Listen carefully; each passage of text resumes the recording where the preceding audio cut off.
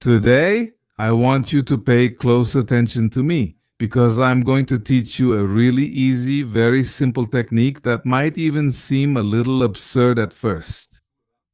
But I promise you that if you put it into practice, it will bring real changes to your life, and those changes will be for the better, okay? And the only thing you need is a rubber band, okay? Just an ordinary rubber band.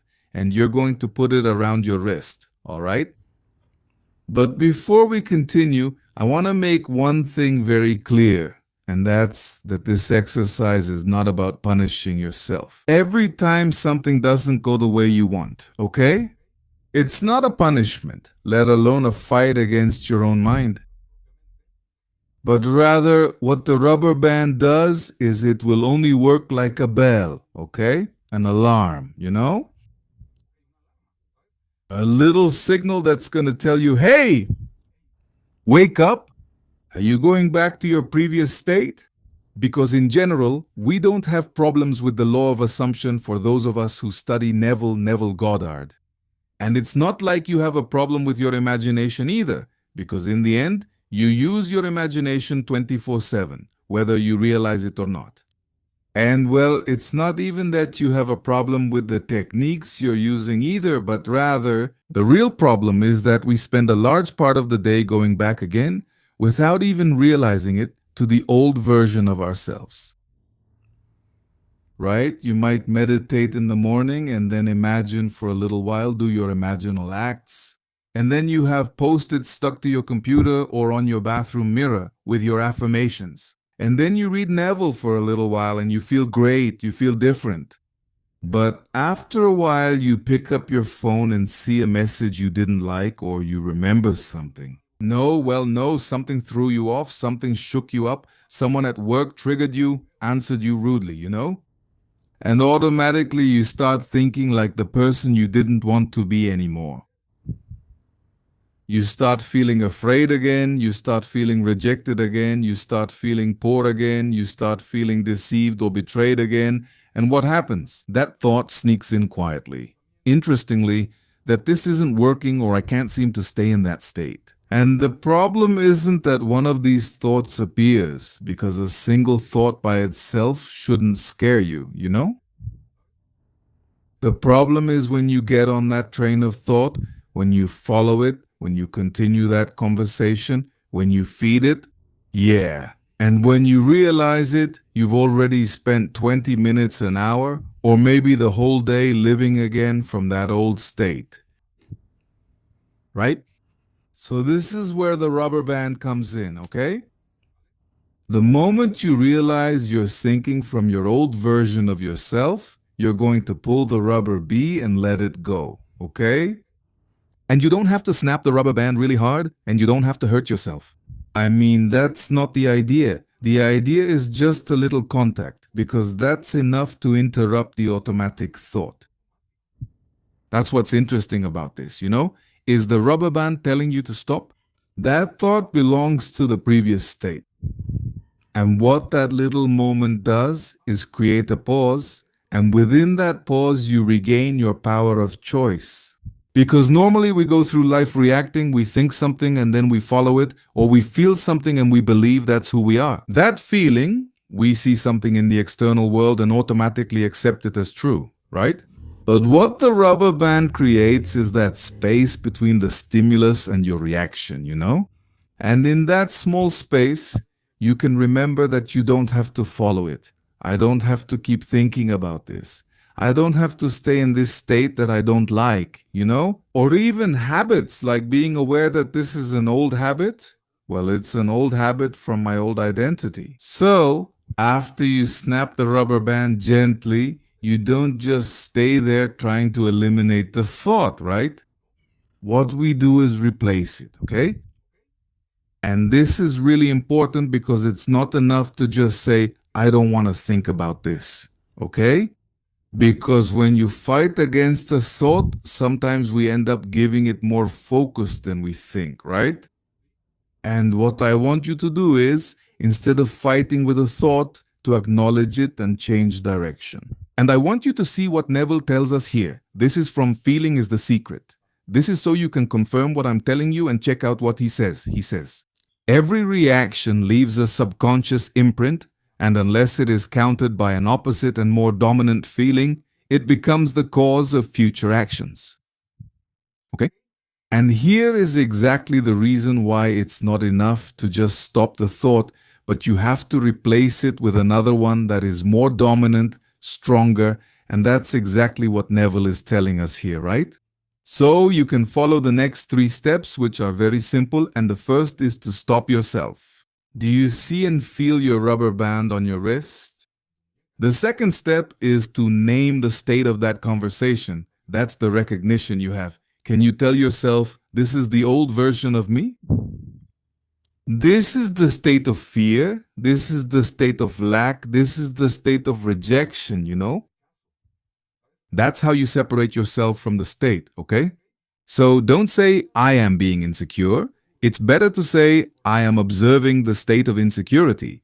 And this might seem like a small difference, but in reality, it's huge. Because when you say, I am insecure, right? You turn that state into your identity.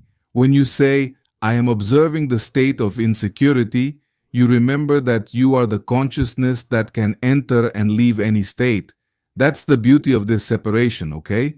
And then the third is that now you consciously select your new state and you ask yourself, what would my new version think now?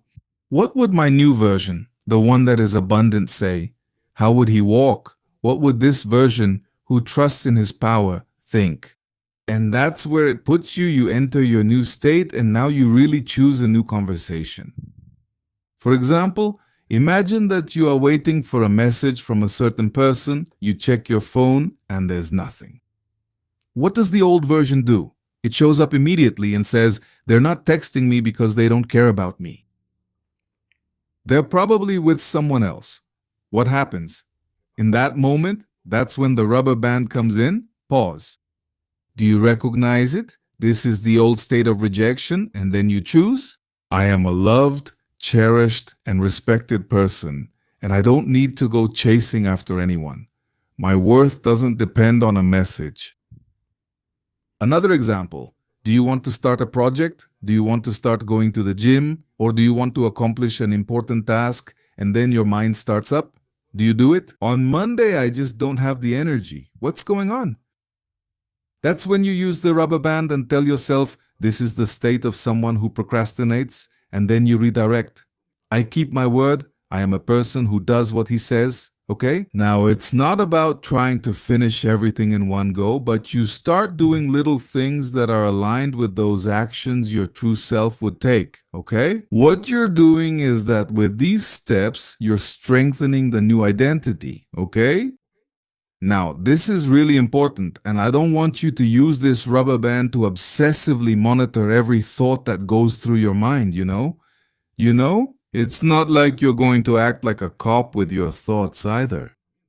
Because throughout the day, thousands of ideas pop up and many of them mean absolutely nothing. Are you going to use the technique when you realize you're getting into a loop? When you notice you're feeding a story? When you're already creating a whole dramatic movie?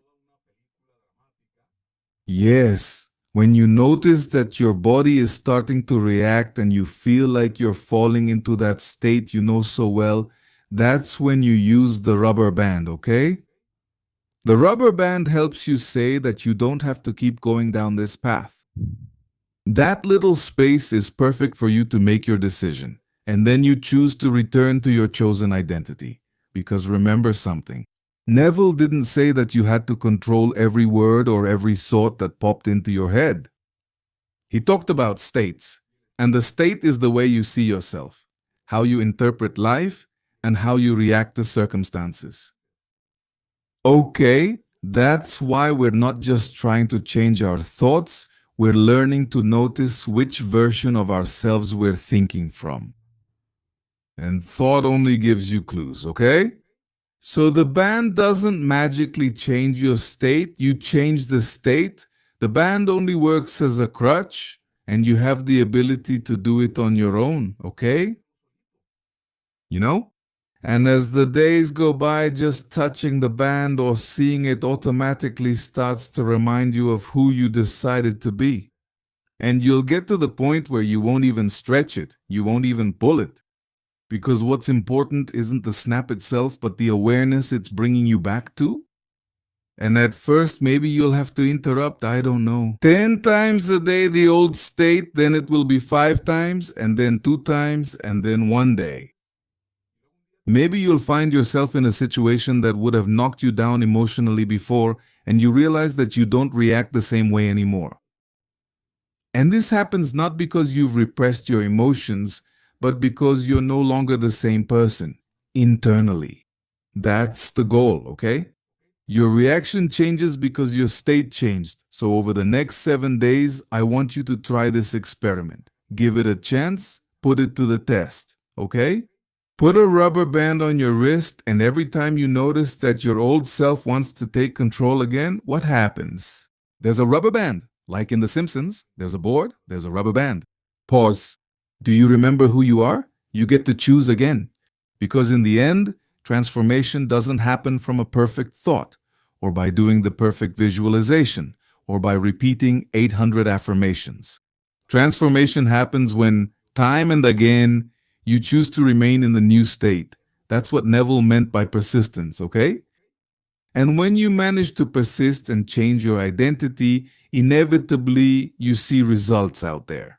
So try this for 7 days and then please come back to the comments and tell me what happened. Okay? I'm really interested in reading about your experiences and whether this kind of content resonates with you. Let me remind you that this weekend, we will be experiencing the Metaphysical Retreat 2.0 this August 1st and 2nd, and during these 2 full days, we are going to dive deep into exactly this: how to stop reacting from your old self and learn to remain more and more naturally in the state you want to manifest, okay?